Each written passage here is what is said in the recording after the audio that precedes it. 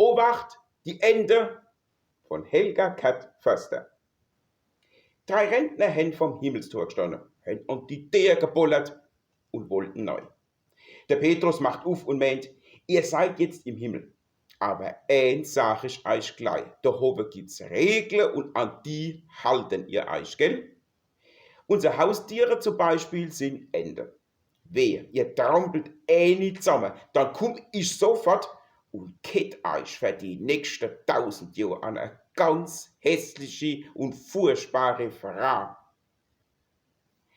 Tatsächlich laufen im Himmel überall Enten rum.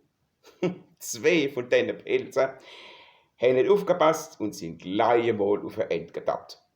Sofort hat der Petrus jeden Einzelnen mit Handschellen an eine ganz furchtbare Frage gekettet.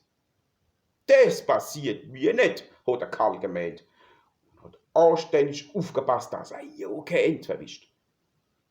Nach einer Weile ist der Petrus hoch erfreut und meint, du hast arg aufgepasst und als Belohnung schick ich dir jetzt die schönste Frau, die wir im Augenblick da oben haben, die Marilyn Monroe.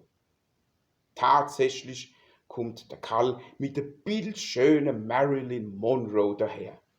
Der Karl freut sich wie toll und fragt glücklich, wie ist es denn möglich, dass ich dich gekriegt hab? Da sagt die Marilyn, ja, weißt, wie ich da angekommen bin, bin ich gleich einmal auf eine Ente getappt.